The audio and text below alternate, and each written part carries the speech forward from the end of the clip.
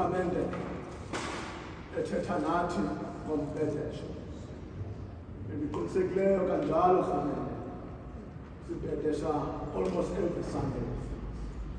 Kodwa isicelo sami sinye namhlanje ibe ngathi siyaqala ukuphulaphula, sisikhangela isipilini. Siphulaphula umprofethi uHezekile lapha siyala esithi okhohlakeleyo akuguquka. Umuntu onjalo okhohlakeleyo ekukhohlakeleni kwakhe enza okufanelekileyo nokulungileyo. UThixo ke yena umuntu onjalo uyawuthi awulondoloze umphefumlo wakhe ngokuba izigqithonto zam ndizazi isono sam sebusweni bam futhi. Yiyo le nto ebuye sithi lo mzalwana apha fihla ke ngoko Thixo ubuso bakho ezonweni zam ucime zonke izikhohlakalo zam, ngoba la madini kaThixo angumoya waphukileyo, inhliziyo eyaphukileyo neqobokileyo akasayi kudemba uThixo. Simane sisithi Rhamente ngamaxesha onke ekhaya sibohlwaye abantwana njengoYehova apha xa siphulaphule sithi Jeremiya emcenga uThixo sithi ndohlwaye Yehova kodwa ngokufanelekileyo, kungabi ngengqumbo yakho hleze undenzile incekane.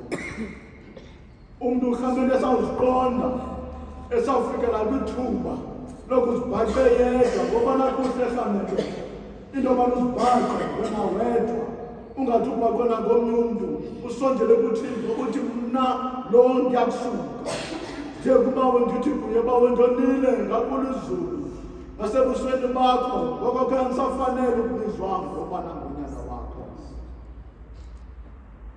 Xeshikweni Rhamente sitshoyo into yobana sinambona siyazikhohlisa, ithi yona inyaniso ingabikho kuthi. Kodwa xeshikweni sizivumayo izono zethu, uThixo unyanisekile kwaye uThixo ulungile, kwaye uThixo uzazasixolele izono zethu. Angasixoleli njena uThixo asihlambulule konke. Bathandwa, isibhalo esingcwele siyasiyala kwindawo ukuba masivume sixele izono zethu ezininzi nokukhohlakala nokubana zike singahananisi, sicinga into yobana sihananisa uThixo kanti sihananisa thina.